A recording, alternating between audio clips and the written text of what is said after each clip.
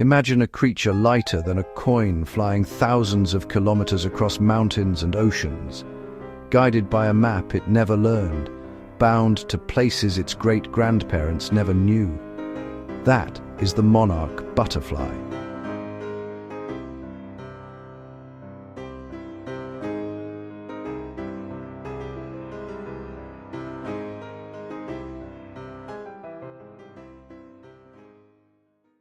Monarchs are famous for their long-distance migration.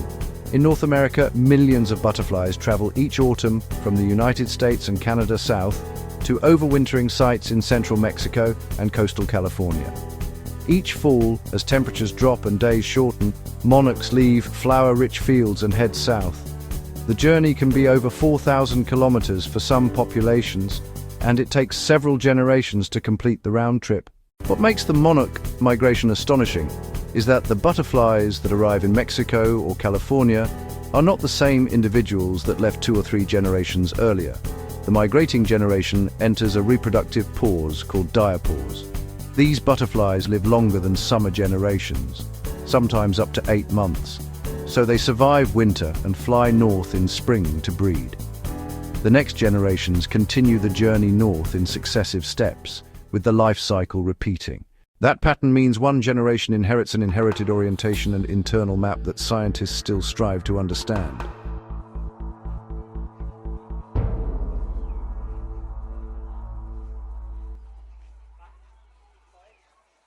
Monarchs navigate with a combination of tools. They use the sun as a compass, tracking its angle and adjusting as the day moves.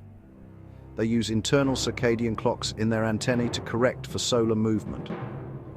Some research suggests they may also use magnetic cues and visual landmarks such as mountain ranges or coastlines. Even with these aids, the migration is risky. Weather, storms, and cold snaps can kill many butterflies on the move. Yet enough monarchs survive to reach the overwintering groves year after year. The Mexican overwintering sites are iconic.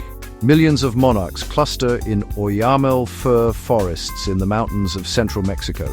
Trees become dense with orange wings, the air hums with wings, and the ground glitters with fallen scales. The clustered masses conserve heat and survive cold months by shivering their flight muscles to keep warm. In California, monarchs gather in eucalyptus and pine groves along the coast. These overwintering places are local, rare habitats that provide the right microclimate and food resources to keep monarchs alive until spring. Monarchs also depend on milkweed. Female monarchs lay their eggs almost exclusively on milkweed plants, where larvae feed and grow.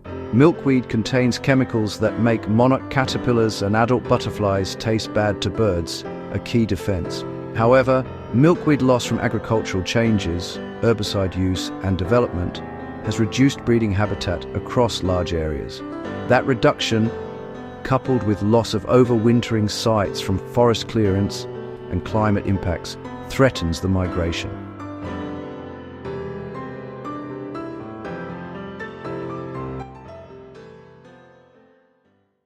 Conservation works on multiple fronts. Restoring milkweed along migration corridors and in backyard gardens gives breeding butterflies places to lay eggs. Protecting overwintering groves from logging, fire, and development keeps winter refugees secure. Agricultural practices that reduce herbicide use and plant milkweed-friendly margins help at scale. Citizen science programs that watch migrations and tag butterflies provide vital data about population trends and routes. Volunteers who plant native nectar sources create stepping stones for migrating monarchs to refuel. Climate change adds new uncertainty. Warmer winters can disrupt the delicate timing of migration. Storms and droughts affect nectar availability and milkweed growth. If the overwintering microclimates shift upslope or disappear, the butterflies will need new places and may not find them quickly. Scientists track these changes closely because the migration depends on a precise balance of signals: day length, temperature, and resource availability. The monarch migration is a cultural and scientific treasure. Schools teach it as a living example of life cycle and navigation. Communities celebrate monarch festivals and artists paint orange wings on city walls. The migration links countries across a continent. people in Canada, the United States, and Mexico share responsibility for a single seasonal journey. That transnational nature makes monarchs a symbol of cooperation and conservation. You can help monarchs in small ways that add up.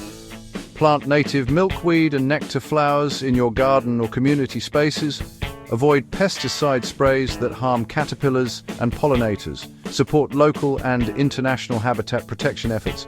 Join citizen science programs that tag and count butterflies so researchers can follow changes over time. The monarch story is both fragile and hopeful. It shows how a tiny creature depends on a chain of habitats spanning borders and climates. It also shows how human care can restore the links in that chain. When a child watches a cluster of monarchs on a cold winter day and sees them survive until spring, that is hope made visible. Protecting their roots and the plants they need keeps this remarkable migration alive, a flying thread that ties people to place and to each other across the continent. Thanks for watching. I hope you enjoyed this exploration of the animal world.